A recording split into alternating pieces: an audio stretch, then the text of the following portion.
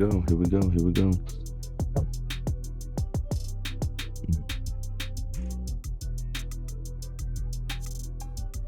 All right, here we go. Hey, yo, what it is and what's good, y'all? Welcome back to 280 Plus, the social media podcast where I take the conversations off the timeline and go beyond the tweets. I'm your host, Los Def, and I'm here for episode 134. You know what I'm saying? We are at the end of 2023, kind of going right into 2024. Depending on this episode will basically drop in 24. So yeah, very end of 23, man. I don't know, how do y'all feel about y'all years? You know what I mean? I feel like I had a pretty productive year. I had a trying year though too. You know what I mean? We lost some loved ones this year, man. Friends and family. And yeah, man, it's some things that, definitely going to change in life based on some of those losses. But we gotta keep moving forward though. But if you're new to the channel, I mean, hit that subscribe button, hit the like button, share the content with somebody that might be interested in some of the things that we talking about today. So yeah, so here I'm solo tonight. And we're gonna talk a little bit about Christmas. We're gonna recap Christmas and maybe talk a little bit about New Year's. We got some headlines. Kevin Hart, Russell Wilson. We're gonna talk about those different situations that are going on, and then just some reactions to some viral tweets and posts, and just to get y'all a general reaction of what y'all feel about some of these topics. Right? Okay. Yeah, that's where I got my nose be so itchy. Like, I don't know why. People probably think I'm like on substances or something like that. But um but yeah, man, how was y'all Christmas? How was y'all Christmas? I would say, man, that this year was another successful Christmas. I'm a father, so the priority is always little man, right? But I've always been a giver, you know what I mean? And I feel like I love Christmas more so. I do, of course, everybody likes to receive. Like, and I'm not one of the people that don't know how to receive stuff. I like to receive gifts as well. But I do get I do get a real kick out of giving. And I mean, I felt like I was in a giving spirit this year. Friends and family, some loved ones and things like that. And but yeah, it was good, man. My son had a good Christmas. I can't really complain. I think I got more things than I kind of anticipated getting. And I'm always grateful though, always grateful. But do you have anybody in your family that is anybody that maybe like friends or family that are like this kind of they're hard to get gifts for, or they kind of come off as ungrateful? Um, I ain't gonna lie, man. So I'm throwing my dad under the bus real quick here, man. So this nigga, like this guy, he's the toughest person to get gifts for. You know what I mean? He's the toughest person to get gifts for. And so and I ain't gonna never forget this. Like this is just a couple years ago.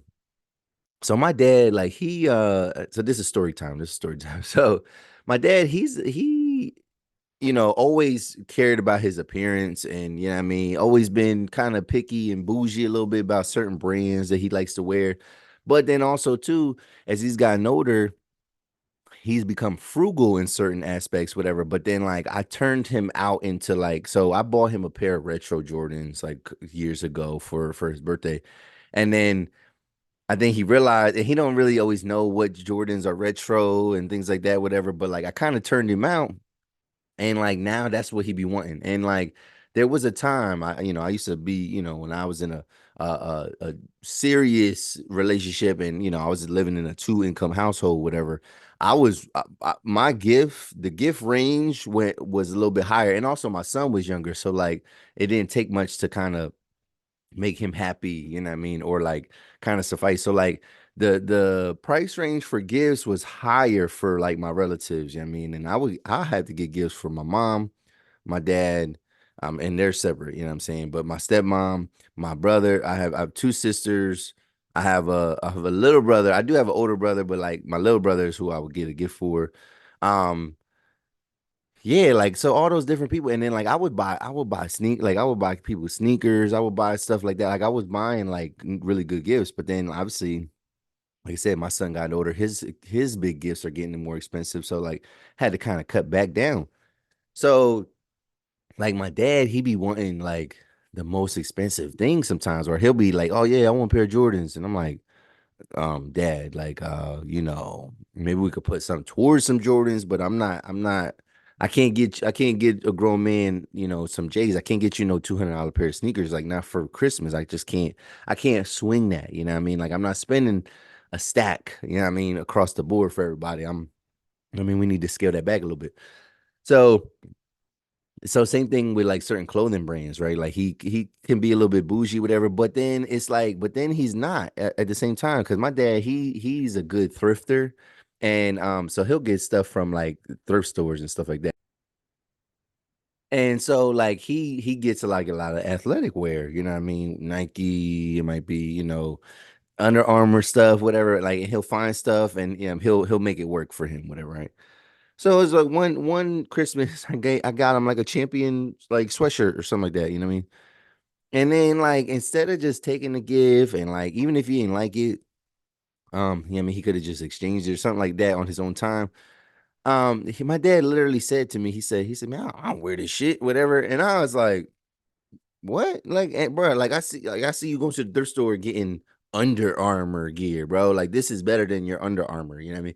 And like, you gonna tell me that you don't wear this shit, whatever. And so, like, from then on, I've been kind of turned off about like what I want to get him, when I want to get him something.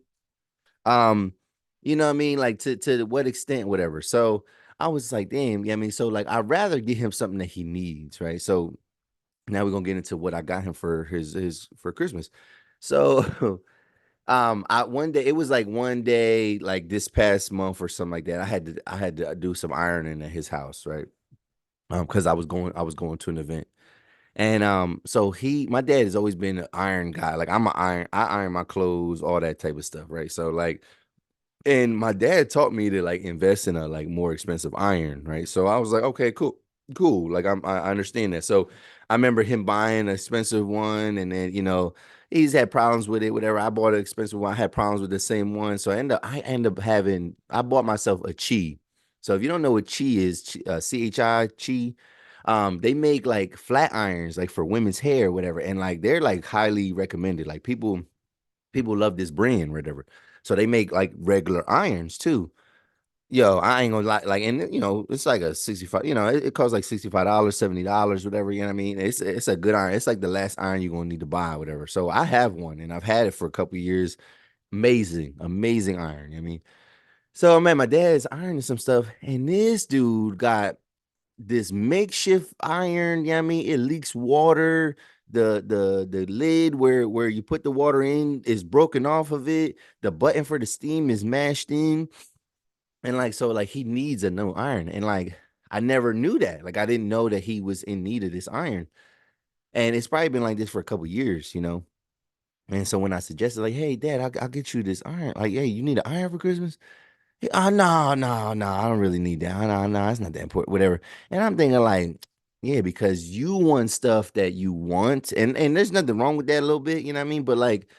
But since you was picky before, like, you know what I mean, in the past, I need to get you something that you need, that you absolutely need, whatever, and that's gonna be useful, that you're gonna use for a couple years. You know what I mean? It's gonna be a valuable gift. It's gonna stand out because it's gonna be like something like, yo, I really use this all the time. I really needed this. You know what I mean? What a great gift. You know what I mean?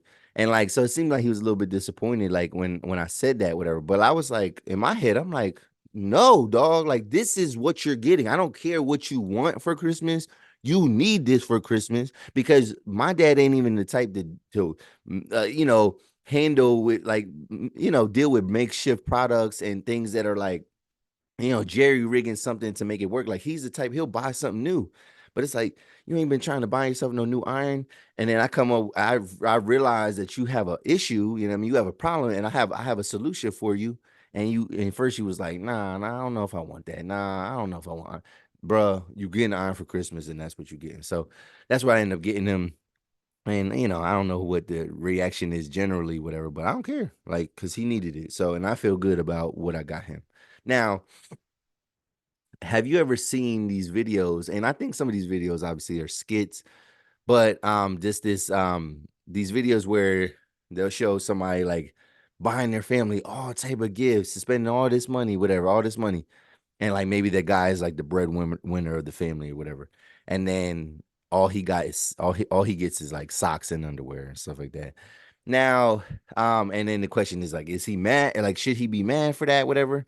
And to be honest, I think you have a right to be mad. I think you do have a right to be mad about certain gifts, whatever, and especially when you are now breadwinner. If you're the breadwinner, or if you have a stay-at-home wife, you know what I mean. Like I am kind of confused with how Christmas works, whatever, because like if we're a one income household, right, and I provide everything, and my wife goes Christmas shopping and she buys me a gift, I just kind of buy it for myself, even though yeah, it is our money, right? But like I bought it myself, like, you know what I mean, like it's my money, so like I earned the money, and yes, it's in our account, but like you just spent our money to buy me something. Yeah, I mean, like it's just different. Like it's just I don't know. I don't really understand how that works, whatever.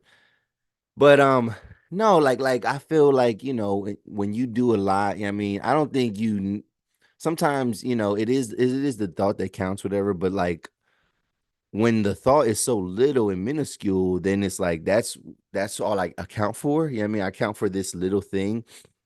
And I think it was a little bit fabricated, whatever. But I think socks and underwear and stuff like that. The only people that should be buying you underwear, socks, beaters, stuff like that are parents and grandparents, right? Your parents can buy that stuff for you. Your grandparents could buy that stuff for you. I used to look forward to my granddad like buying me socks and stuff like that for Christmas, like because I knew I was gonna get a fresh set of stuff, t-shirts, whatever. I used to look forward to it.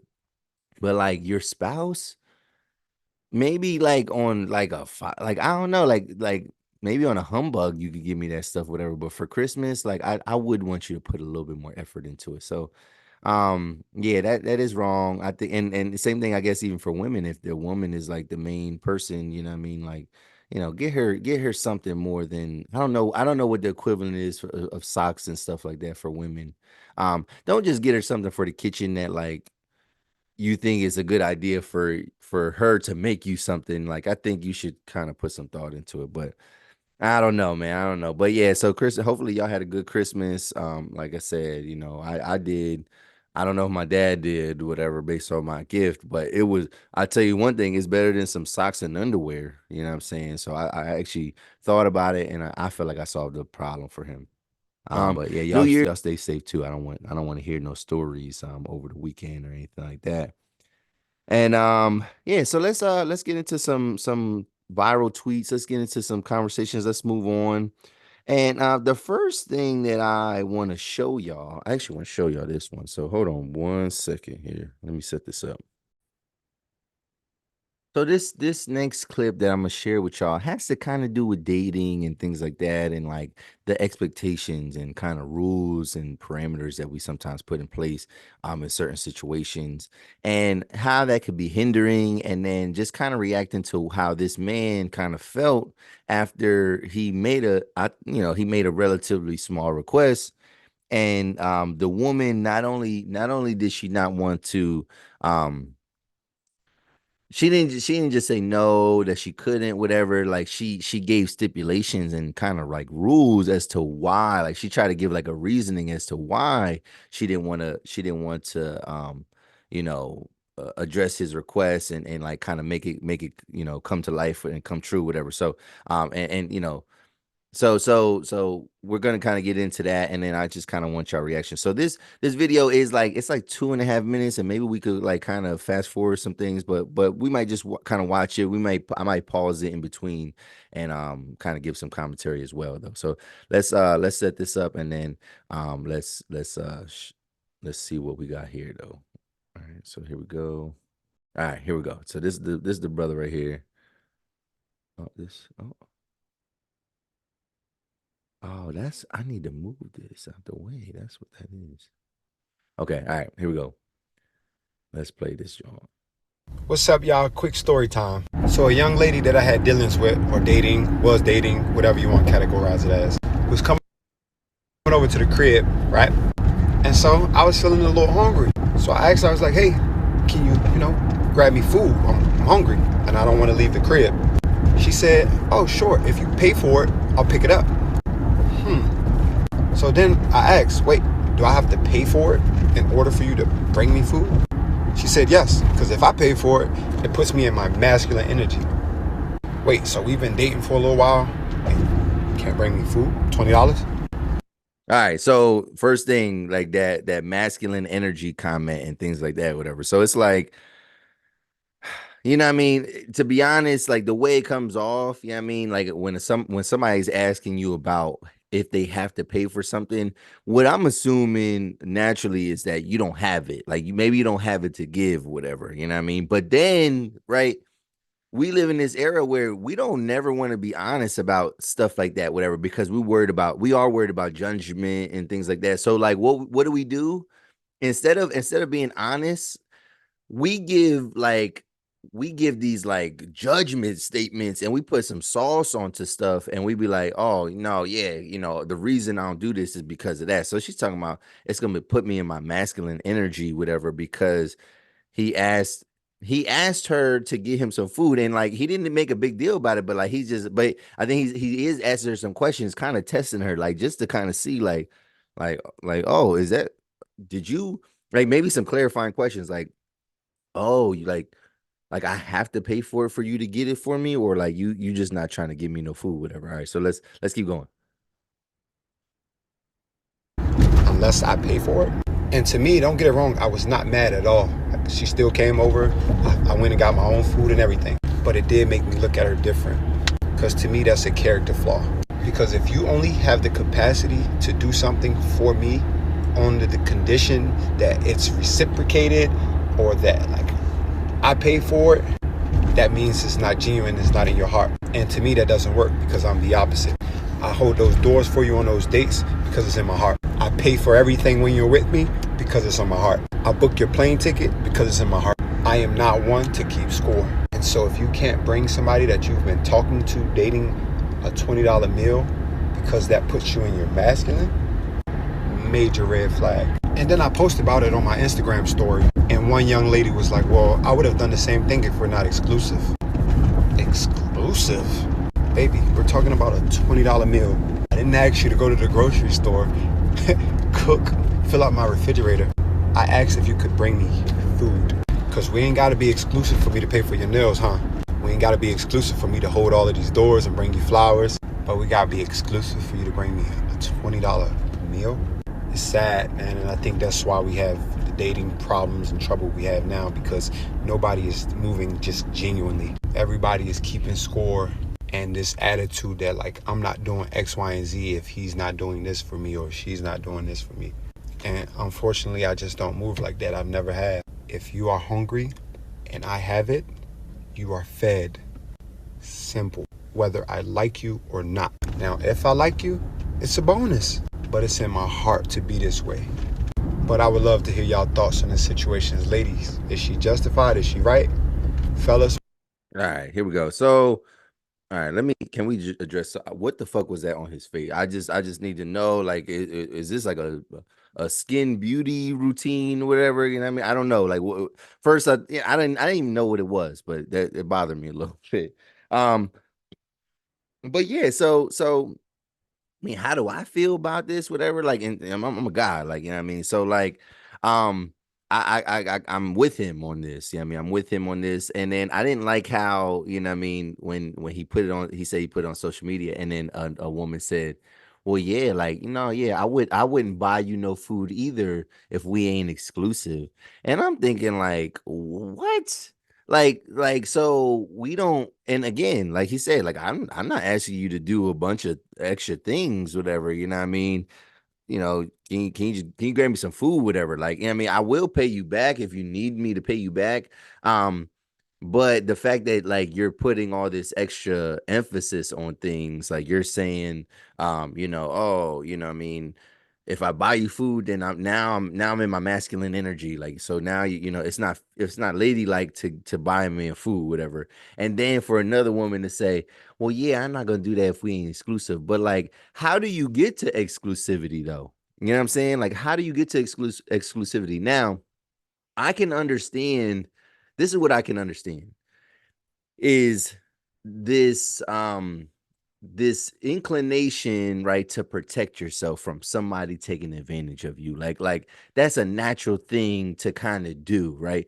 Like if you know, and you can kind of, you can tell when somebody's taking advantage of you. You know what I mean? Like when it's just, it's clearly one-sided, when somebody is, you know, asking you to go way out of your way, asking you like some like giving you an uncomfortable request, whatever. That's where you could feel like, all right, somebody might be taking advantage of me, whatever. Like, you know, and then especially like a lot of times what people do is when they try to take advantage of you, they add urgency to it, they add emotion to the request, and they try to make you feel bad almost like if you can't do it, right? Asking somebody for food, and even in this context, like there's no taking advantage of somebody, like, and this is somebody that he been fucking probably for months, you know what I mean? Like he's been fucking with this person, dating this person for months probably, you know what I mean? And maybe they're not well, and that's the thing, he didn't say anything about exclusivity, it was like a comment, whatever, so we'll get it back into that. So maybe they were even exclusive, but maybe they weren't necessarily in a relationship. But like for a woman to say, "Oh, you know, I don't want you to, you know, I want to be putting my masculine energy," you know, it's like thinking, like, what kind of time are y'all on? Like he's clearly just asking for some food or whatever. Now, granted, he might have been kind of testing the waters and just kind of seeing, because maybe he's seeing a pattern of things over like, dang, I do this, I do that, but like, you know, let me ask. Now he says he doesn't keep score, but I don't know, like maybe there is a little bit of mental scorekeeping going on, whatever, because he feels some type of way because he's like realizing like, yo, I do this, I do this, I do this, you know what I mean? But then you can't do this, whatever. So that kind of is almost like keeping score in a roundabout way. But I also feel him, whatever. But then the other person making the comment of like exclusivity, like, well, how do you get to exclusivity? You know what I mean? Like you have to do certain, like you do certain things for people. Um, to make you want to be exclusive with that person. And obviously, there are certain things that probably are out of the question, right? But like women will accept a lot of different things from men. And men are willing to give a lot of different things to women when we aren't even exclusive, whatever. But like just to make that caveat, and then and for something so small, right?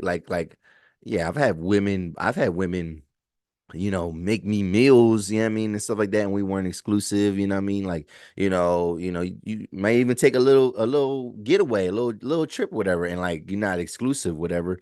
And like, but my I just think like it's, you know, we are keeping score too much, whatever, but like we are worried, um we're just worried about kind of like the wrong things, like, you know, when we're dating, whatever, like we're almost too protected, and too cautious, and just scared that everybody's like, you know, trying to get us.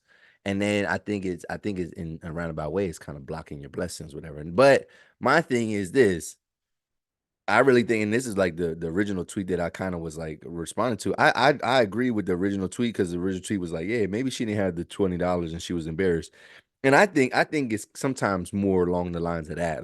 And the thing is, if I ain't got something, I'm not going. I know, even as a man, like you don't want to come in a place where there's some type of inferiority, whatever.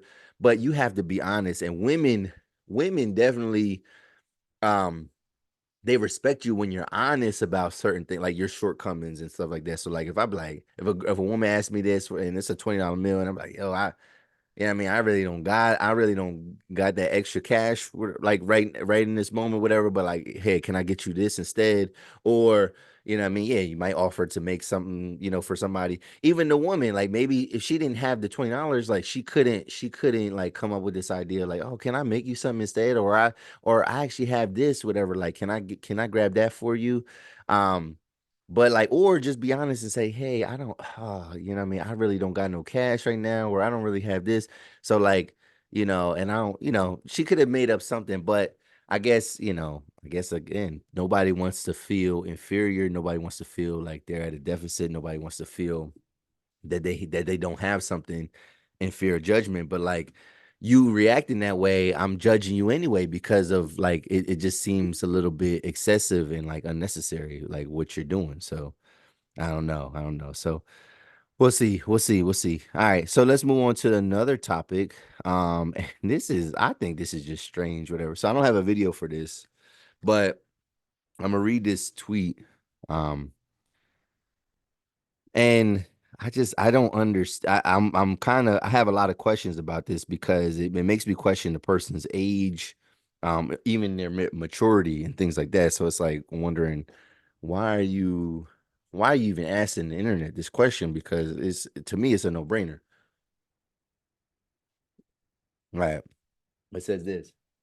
The tweet says, and this guy, he's just tequila mockingbird. And he has a long ad name, whatever. But he said, he's asking a question. He said, people with kids, how soon do you tell someone you're talking to that you have a kid? I have found that no matter how I bring it up, it's never the right time. And a lot of times it kills their vibe with me. And he has like a crying emoji. And this is pretty simple. And I don't know why this is not a simple answer, whatever, for this, whatever. If you have a kid, the person that you're talking to should kind of know right away that you have a kid. Like, what are you talking about? There's never a right time. Like now, this is what I find. I find like, all right, in smaller cities and things like that, people who kind of, I think people interact a little bit more through social media. Yeah, I mean, like that's the central hub, whatever. Like, but in big cities, maybe you are meeting more people outside. Yeah, I mean, and like maybe social media isn't involved or whatever. But like, if I get into a conversation with somebody, and yeah, maybe I grab the number, maybe not in the like if I bag you at the bar or you know what I mean, whatever, like in the grocery store or something like that. Maybe that's not the first thing I say, like, hey, I'm a dad, I have a 9-year-old son, whatever. Like, it might not be the first thing I say, whatever, but the first real conversation that we have, whether it's text, phone call, whatever it is, right? You're gonna know that I'm a father, you know what I mean? Because now being a parent doesn't have to be your whole identity. And I kind of sometimes I get like it is frustrating when like you are talking to a woman and like that is her sole identity. Like, and then she's, like, oh, I'm a mom and mom this, mom this. I don't got no time because I'm a mom. And it's like, then you don't need to be dating. You know what I mean? Like the women that don't even seem available and like that is their sole identity is that they're a mom, that can be a turnoff, whatever. But like being a parent is a part of if you are a parent, if you're a good parent, that is a part of your identity. You know what I mean? Like if you really cherish your children and you care for them and you nurture them and you provide for them, like being a parent is just a part of your cloth. You know what I mean? That's a part of who you are. So like I could never talk to somebody, right? And omit the fact that I'm a father, you know what I'm saying? Whatever. And granted, most times, right, women aren't even giving you their number at first, right? They're giving you social media. You know what I mean? So now, if I give you my social media now, if you get my podcast page, you may or may not see my son. But actually, I do have clips with my son in in my stuff. Now you might have to dig in through some things now, if you look recently, I did just talk about my son and his performance and things like that. I have like recent videos, whatever. But like, there might be some things where you might have to dig, whatever. Now, my personal, if I share you my personal, you're gonna know right away that I'm a dad. Like right away, you're gonna know that I'm a dad. So like, when he says, "How soon do y'all tell someone you're talking to?" I found that no matter how I bring it up, and it's never the right time. What do you mean it's not the right time? Like now the only thing I can think of where it's a tricky situation is if you have a fucking newborn or something like that. Like if you have a tiny baby and your living situation ain't right. So there's a lot of men out here, like, and y'all, I'm digging into y'all niggas that be living with your baby moms and be like, we ain't together. Nigga, please, dog. Like, yo, you cannot play that game, man. Like, you cannot play that game, man. Like, you gotta be upfront and like, even though you think you being transparent, like I just think it's a hassle. Like if you ain't got your own, yeah, I mean, like you shouldn't even be dating, man. Like if you ain't got your own like situation, and whether you got a roommate or not, whatever. But if you ain't got your own situation, like your own domicile, if you still staying with the woman that you had a kid with, you should not be dating nobody, bro. Like you should not be out here trying to slinging nothing, man, because you not even right in your own situation. And there's a chance if you out here slinging, there's a chance that you could create a new situation that ain't favorable to you. So get yourself self right, whatever. But like, I'm just wondering, I just don't know the context of like where you say it's never the right time. Like because is your kid not a part of your social media at all? Now, do I understand that to an extent? Yeah, maybe because you want to keep certain things private, but obviously it can look like you're hiding your kid. You know what I mean? And that's what a lot of people were saying in the comments, like, well, how many do you have? Somebody asked, how many do you have? He said one. Okay. Like, you know what I mean? And then it's making you ask other questions like, well, how old is the kid? How, you know what I mean? Whatever. There's just not a part of me where I can imagine me not mentioning that I have a son. Like, you know what I mean? Like that would just never be a part of my situation there. Um, and it says, here's somebody's comment. It says, a person without a kid here, side eye if not revealed in the first convo, phone or date. Yes, like side, yeah, like I agree with this woman. Side eye. You know what I mean? Like, why are you not mentioning your kid? Like the first date that we had, the first phone call that we have, you should tell me that you have a kid. Like, side eye if the baby is younger than 5. I can see that, and that's where I'm saying, like, that's where I mean, if you have a young child, um, that can definitely turn a woman off. Yeah, I mean, I can understand that. Let's see. Hard pass if baby is under 3. Hard stop sign if a baby is under 3. So yeah, that I get it. Yeah, I mean, block if more than one baby mom. That's your right. That's your prerogative if that's what you want. It's just report to authorities if 3 plus baby moms and not none an ex-wife. Yeah, so I like that. I like that. I like that that kind of reference. That's a good those are good barriers and rules to have. Like I'm not opposed to nothing that she just said there, even though like I said, I don't apply to any of that type of stuff. My son is not under 5. I only have one baby mom and you know, I don't have 3 you know what I mean, and none of that type of stuff, right? So this is what I think. Like, and obviously, this is a man who is struggling in dating, whatever, and like is worried that you know it's gonna be he's gonna turn some women off.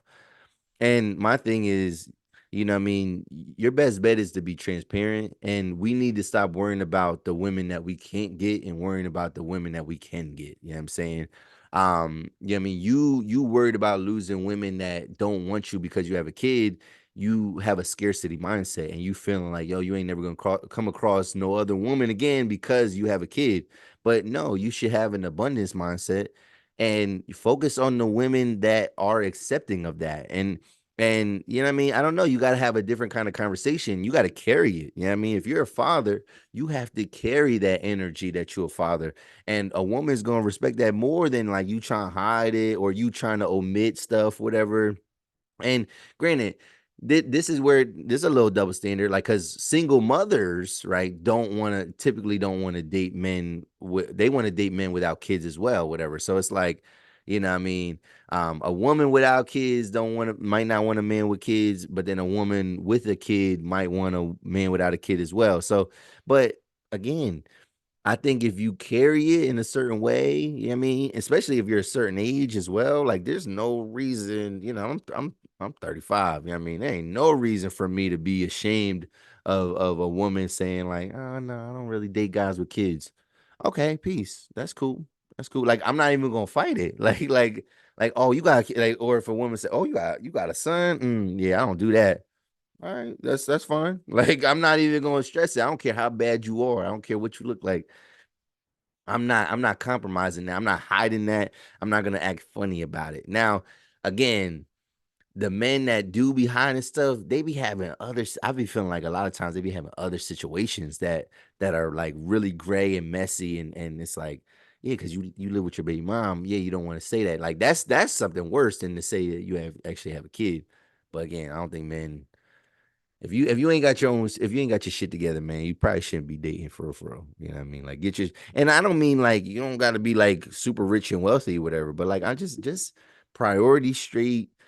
Um Try to keep your messiness, your baggage to at least have it in a way that it's containable. You know what I mean? Don't have loose strings out here and making shit wild and crazy for you. So I don't know, but that's I think it's a simple answer though. Right away. You tell somebody right away. So I don't know what type of time this guy's on. So all right.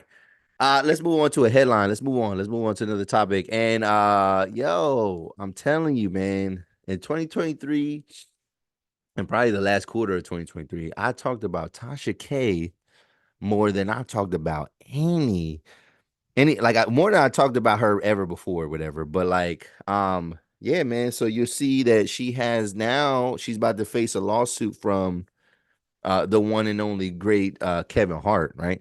So Kevin Hart sues YouTuber. The headline is Kevin Hart sues YouTuber and his former assistant over alleged extortion attempt. All right. So Tasha K, whose real name is Latasha Keeb, has yet to pay off a $4 million judgment for defaming Cardi B. So yeah, so we know about Tasha K and the lawsuit that she faced with Cardi B, right?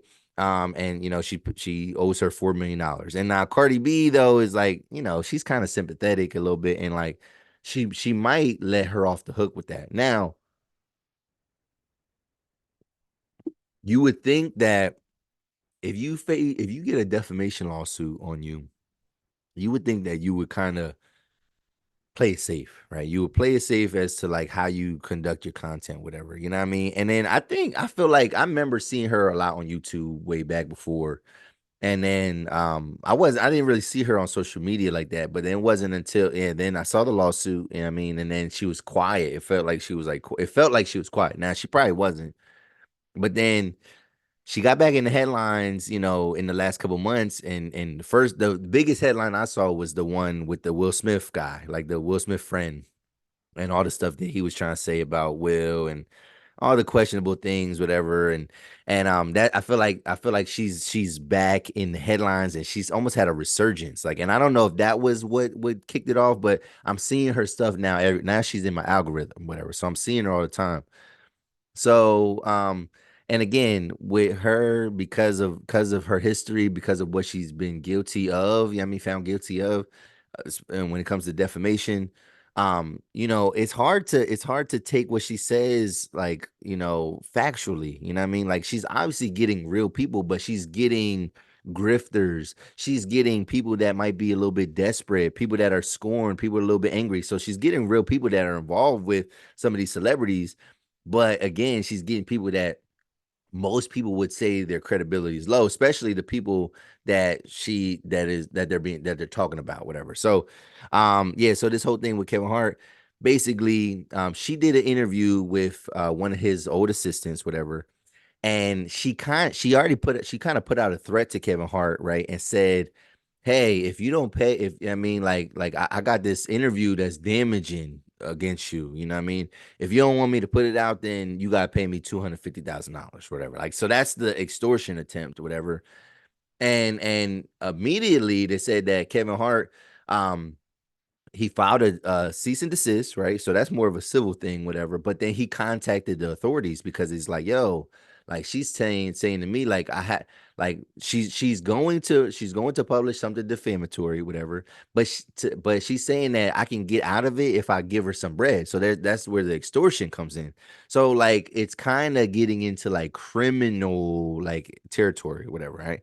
So it says the lawsuit filed in Los Angeles Superior Court accuses Tasha K of spearheading a scheme to extort Hart out of $250,000 by threatening to run an interview with his former personal assistant, Miesha Shakes. According to the complaint, Shakes made false statements during the conversation that included Hart facing criminal charges over recording a sexual encounter or whatever. So yeah, for the person that she interviewed, whatever, that person was in violation of some NDAs.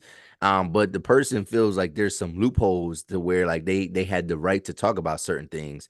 But it's if Tasha K really did ask for $250,000 to not air the interview, yeah, that is definitely, you're trying to extort me at that point, whatever.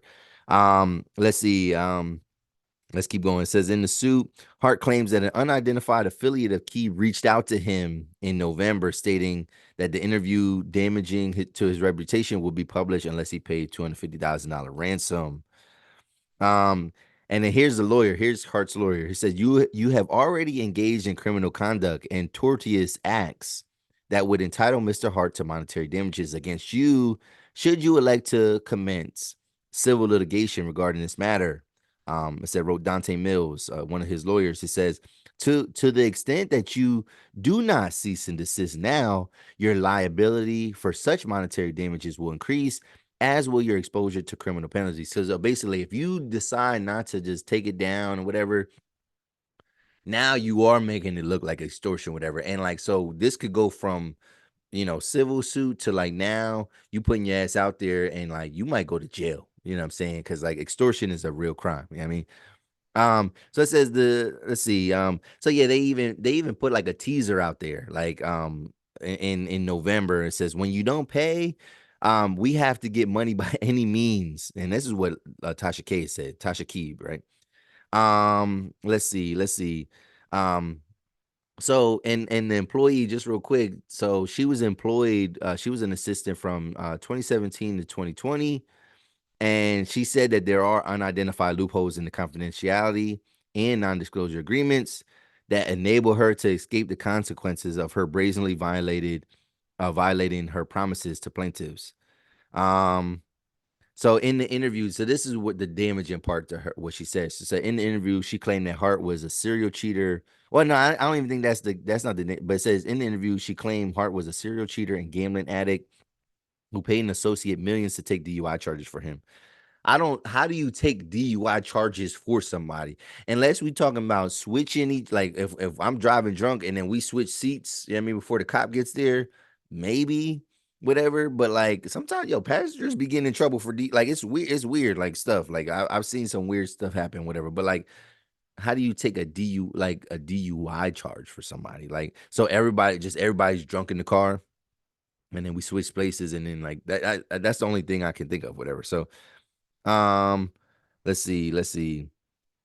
So here's the thing. Also, his as for allegedly defamatory statement, the suit only points to statements regarding Hart and certain legal disputes in which he had been involved, including that he recorded a video of a sexual encounter and that he faced criminal charges regarding that supposed incident. So here's the thing, though. And we talked about defamation and libel and stuff like that before earlier on this podcast, in another episode when I was talking with Marijani. The thing is though, to prove defamation, it's a high burden. Like you have to have a lot of proof, whatever. And we're gonna get into like the proof that you actually need, because it can't just be like, oh, you said something bad about me. Like there has to be malice into it, there has to be recklessness into it, and the person has to know that what they said was a lie. Like they have to be aware that it's a lie. You know what I mean? Because you are, and you have to prove that they know that. You know what I mean? So that's a high burden, whatever, because sometimes people say stuff and they could be misinformed, whatever. But if they're saying something and they know it's a lie, but then they're trying to purport it as the truth, as the truth, that's when it gets like weird, and it's like, all right, yeah, now you are liable for that, because you know that's a fucking lie, and you still went out there to say it. You lying on my name on purpose, right? And so yeah, that is, but that I can see how that's defamatory, because it's like, yo, you putting a whole case on me that's not even true. Yeah, I mean, he has business relationships. We seen what happened to Diddy, right? If even the accusation puts him in financial trouble and financial, it puts him in a bad light, whatever, with certain companies and certain partnerships, because it's like, yo, you know what I mean, you look like a nasty dude, and if I'm not a nasty dude, you can't be telling people that I'm a nasty dude. Like that's a lie. Like you're hurting my reputation. So here it says, to prevail, Hart will have to prove that Shake acted with a level of malice or recklessness necessary to meet the high standard for public figures to allege defamation. So again, has to be a level of malice, and it's reckless in the way she did it. All right. So that's one thing. This includes an intent to harm with prior knowledge that what was said is false or said in reckless regard for the truth. So that's the second thing, right? So you had to know that you're lying, right? And it says, and then it says several defamation suits, including ones filed by Donald Trump, Sarah Palin, And the guy that sued over his portrayal on the Wolf of Wall Street have failed to meet the expectation. But um, Tasha K is not named in any type of defamation suit. Everything that she's named in is has to do with extortion, and it's kind of wild there. Um, so what I had to say is this, like, I don't know, man. I struggle with this in the sense of I've had several people, and this is in a different vein, whatever. So I'm talking about Tasha K, and the reason why I'm talking about Tasha K is it's like, what do you have to do to get big out here, like in this media space, right? Podcast space, whatever. Like, what is required of you to reach another level, right?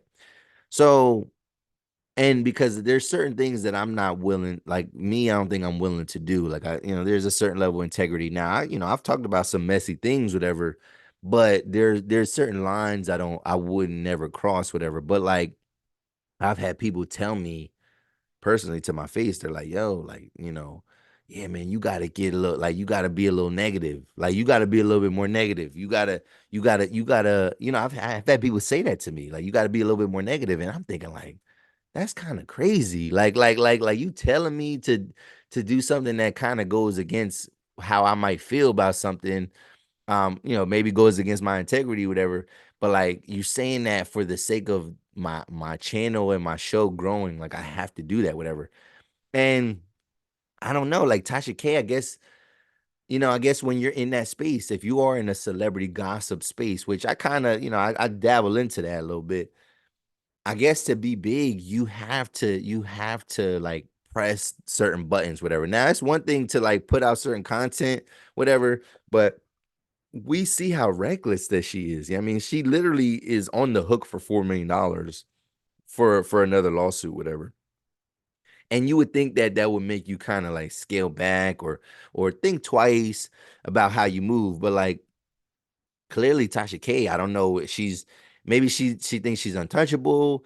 Maybe she thinks I mean, like she has a certain brand that she has to maintain, and the way to do it is this. And the thing is, I don't know if she used to have interviews a lot, whatever, but I think she's trying to have interviews to kind of protect her in a way, because it's like, hey, I'm not just making it up. I have somebody here, and she thinks these primary sources are helping her out or making her less liable to the things that she's saying, whatever, because it's like, yeah, I have somebody backing up what I'm saying. It's not just me coming out of my ass. But I think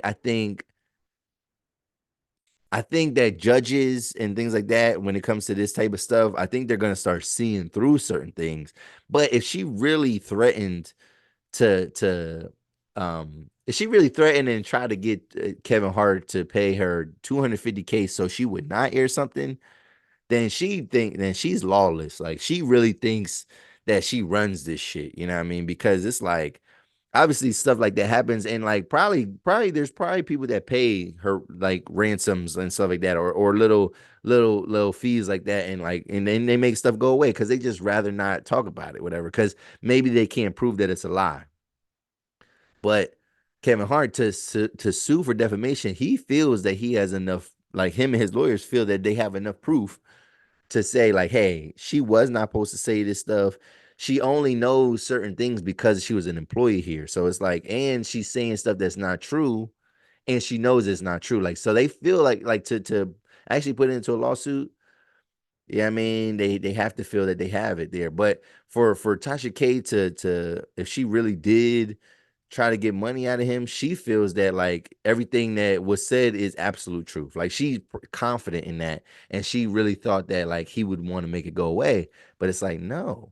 And I don't know, man. I think too, Kevin Hart is like, he's ascended so much that he's definitely, he don't want to be in these like, black celebrity gossip blogs and things like that, like.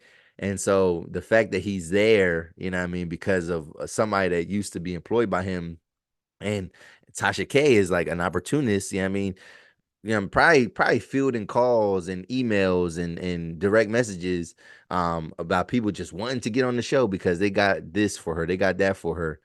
And probably some of that is like a fee, like she's probably paying. And that's the thing too, she claimed that she didn't pay brother Bilal whatever, because it's like, oh, well, then it's like, oh, like I paid him to say that whatever. But if she's doing it on the back end as well, it's like it don't make it no better whatever. So I don't know, man. I'm not willing to.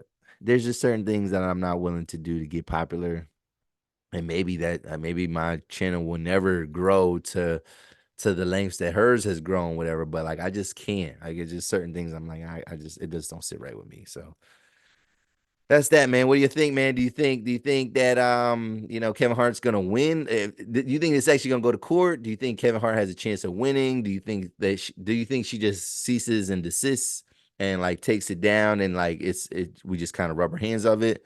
Or, you know what I mean? Are we about to see Kevin Hart, go down into the world of scandal, and things about to get messy for him as well? I don't know. I don't know. So let's move on. Let's move on. And this is probably the last topic that we'll talk about here today. So every woman wants a Russell, right? Every woman, wants they own Russell Wilson, right? So we're gonna get into sports a little bit. And so what's happened is this. All right. So what's happened is this. So Russell Wilson, all right, we all know Russell Wilson, quarterback now for the Denver Broncos. Now, Russell Wilson does not, what it seems is that he does not have the best relationship with his coach, right? So a lot of times when a quarterback does not have a good relationship with their coach, it's either because of performance alone, like performance alone, like you're just not cutting it, whatever. But a lot of times a coach and a quarterback don't get along because the coach did not pick that quarterback to be his quarterback, right? So when you have a brand new coach coming into a team, it's vital that they get off to good footing, the quarterback and the coach, right? They're on the same page. However, you know what I mean, when you're not experiencing success, whatever, you know what I mean, and whatever's happening in the games or game planning, whatever, and the quarterback's not necessarily executing, you're gonna put a sour taste in that coach's mouth. And then when I didn't pick you to be my quarterback, when I inherited your ass, like my leash, you know what I mean? My leash is real short. It's gonna be, if I'm a coach, my leash is way shorter for somebody that I did not want as my quarterback, as opposed to somebody that I do choose. Because yeah, there's quarterbacks we give them all type of chances, whatever. You know what I mean? But it's like that. So Denver has been criticized for the Russell Wilson deal. They gave him a lot of money, right? They gave him a shit ton of money 2 years ago. And it's a long contract. It's 7 years. So basically they wanted to get him to where he's playing for them into like his 40s almost. Yeah, I mean, like that's the idea. So he signed through 2028, whatever. So this is not something that like they can kind of get out of, like, you know what I mean, whatever. So what's happened is, right, he is having, Russell Wilson is having a better season than he did last year, right? Like by far a better season, and probably putting up like the best passer rating that he's had in the last several years, whatever, right? And turning it around, way more efficient. Only has 8 interceptions. I think he has like 26 touchdowns. Passer rating is at like a 98. But the offense is like up and down, right? And granted, that defense is up and down too. That defense gave up 70 points in the game this season. You know what I mean? But the Broncos they end up hitting a little stride, and they looked like they had a chance to win some games and maybe get the playoffs. Well, now they're kind of at a crossroad. They're at a place where they're not really in playoff contention anymore. Or they barely are. They barely are in playoff contention. And so like it's not oh snap. I'm sorry. So yeah, so they're not really in playoff contention right now. But his coach has decided to bench him the last 2 games of the season. Now, there is something I want to read from this real quick though. So now it's getting juicy in the locker room, right? So Sean Payton, their brand new head coach, whatever, and he had some success in New Orleans. He also had controversy in New Orleans with Bounty Gate, whatever. So, if y'all don't know about that, there was basically a whole, he was investigated for paying players to hurt opponents, whatever. You know what I mean? And that's illegal. Like you can't do that. You know what I mean? But anyway, so he's saying that he's benching Russell Wilson because he wants to create a spark, whatever. And they're putting in this guy named Jared Stidham, who does not have like he's not really a good quarterback. Like he's been a backup his whole career. He's had some starts when he was in New England and whatever other team that he played for. He does get in games, whatever, but like he ain't never been like nobody that's like, oh, let's keep him on the team and like, yo, he's man nice, or like he gives us a better chance to win, whatever, right? He's never been that type of player. So Sean Payton is saying that that's what it's for. It's like, oh, I need to give my team a spark. I mean, we're struggling on offense. We need to do something, right? Well, Russell Wilson is like, nah, fam, nah. Like I know he's saying all this, but yo, I knew I was gonna get benched like 4 or 5 weeks ago. Like there was 9 games left in the season, and I knew that there was a possibility I'd get benched, whatever. And what they wanted him to do was get rid of there's something called an injury guarantee, whatever, in your contract. So basically, what happens is like you play the whole season, whatever. If I get hurt, like he had this guarantee to where like if I get hurt, you can't just cut me. You know what I mean? When the offseason comes, you can't just outright cut me. And if you do, it's gonna cost y'all mad money if y'all do that, whatever, right? So y'all can't just do that. They wanted him to get rid of that guarantee. So basically saying, like, yo, if you don't get rid of this guarantee, like we are gonna cut you, right? Like if you don't get rid of this guarantee, like we might not, we might want to move in another direction, and we need you to get rid of this guarantee, whatever, because you know what I'm saying, like, I mean, we might want to move in a different direction. Russell was not with that. He's like, no, like, you know what I mean? You're not playing with me, and I'm playing with my money, whatever, right? So instead of risking him getting hurt in these last 2 games, they decided they're gonna bench him, whatever. Cause it's like, all right, well, you can't get hurt if you're on the bench. You can't get hurt if you ain't out there playing, whatever. So that's what Russell believes and knows that's kind of what it is, whatever. Now, this happened to Derek Carr last year. Basically, he didn't want to get rid of a injury guarantee, and then he got benched, or whatever. The difference is though, Carr was like in the last year of his contract. Russell Wilson got 4 or 5 more years left on his contract, whatever. So it's not really the best solution because they hired Sean Payton to turn this team around. So they believe in Sean Payton, but they signed Russell Wilson to this long deal because they believe that he is the answer, whatever. And again, when your quarterback and coach ain't on the same page, it does not bode well. Like y'all not gonna be successful, whatever. So let's see. There are some financial things we're gonna get into real quick, and then so here's some financial details about this contract. So it says within his 5-year, $242.6 million contract he signed with the Broncos in 2022, Wilson is guaranteed $39 million in 2024, right? So it don't matter what happens, whatever. Like they gotta eat the car. Like if they want to move forward, whatever, with him, they're already on the hook for next year. Like the money is already on, they're already on the hook to pay him, whatever, right? So it says, however, if he were unable to pass a physical on the 5th day of the new league year this coming March, he would be owed another 37 million, and that would be for 2025, whatever, right? So like that's where the injury guarantee thing comes into place, whatever, because it's like, all right, if he's hurt and he's kind of right rehabilitating, whatever, you can't just cut him because you owe him money, whatever, right? So that's why they want to get rid of that, because it's like, all right, we might eat the costs of this, or we might only want to be on the hook for Russell financially for 1 more year. Like we only want to be on the hook for that for 1 more year. Um, Also, too, though, like if he's on the roster after a certain time, his next year, 2025, the following year, not next year, but the following year is already on the books, whatever. So that's where it gets a little bit confusing. But it says, um, this is what it said he'd be owed another 37 million. This is what the Broncos are allegedly trying to avoid paying, and keeping Wilson off the field out of harm's way over the next 2 weeks is the best way to ensure he passes that physical. As for Denver's point of view, head coach Sean Payton said it's based on winning and to get a spark offensively. No, it is not that. It is not that. Whatever. That is not what it is. Um, and let's see. One more thing. Let's see. Yeah, so just with the contract type of stuff, whatever, like I don't know, like, I know I had this conversation with Jabbar Harris, you know what I mean? We was talking about how, like, yeah, like the quarterbacks never see that money. Like they don't never see their big contracts. Now, that is true when we're talking about a quarterback that is possibly on the decline, whatever. Like sometimes they do give an inflated contract to a guy, hoping for the best, whatever. But then, I mean, obviously they are regretting it, but then they find ways to get out of it, whatever. The thing is though with this, it's such a heavy price tag, right?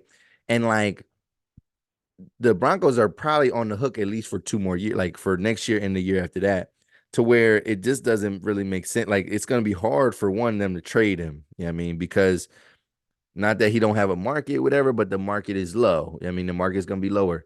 And so then it gets into like, do they want to cut him? And like there's all different types of like stipulations. Like they could cut him before this date and then they save money. They can cut him before this date and they save this X amount of money. So that type of stuff gets really technical and like it's hard to kind of explain to a regular person, whatever. Like, so we're not gonna get into none of that type of stuff.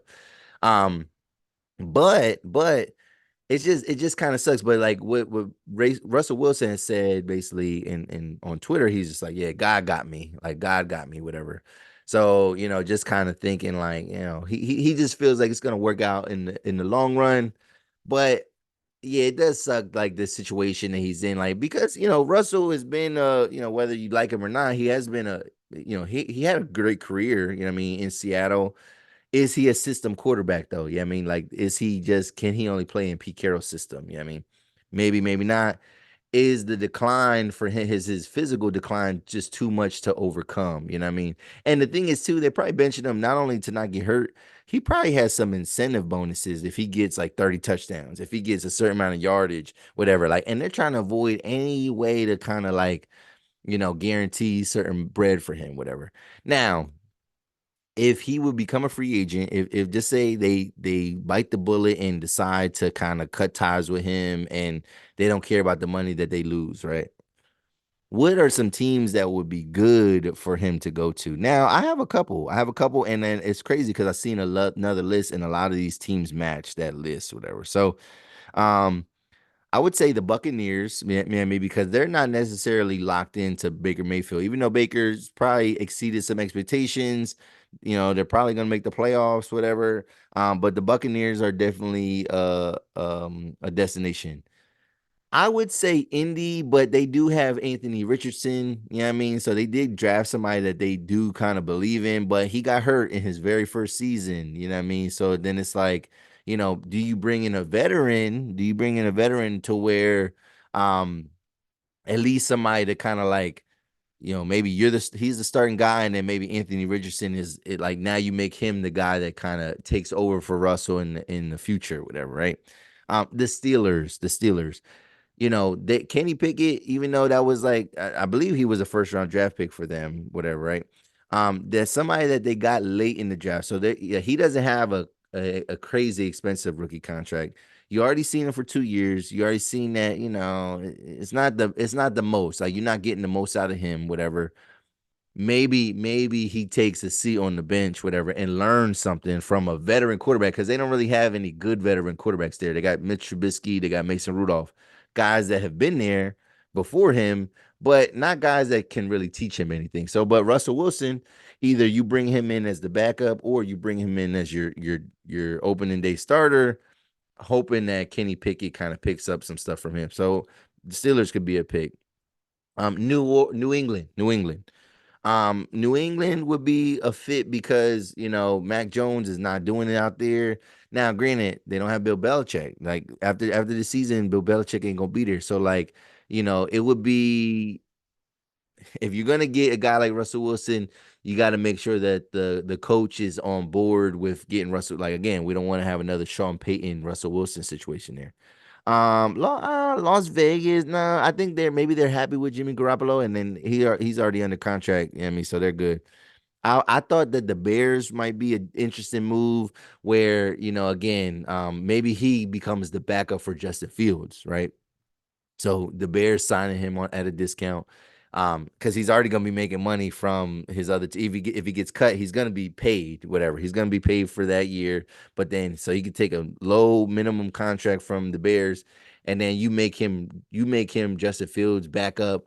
So then, like, you have somebody solid to throw in there if Russell ain't doing his job, whatever. Right. So that's an option. Kirk Cousins in the Vikings, like this is Kirk Cousins last year. I had Viking. I know Viking fans that was talking about drafting Caleb Williams, whatever. So like quarterback is, even though Kirk, you know what I mean, he did get hurt, whatever. Like I said, but it's the last year of his contract.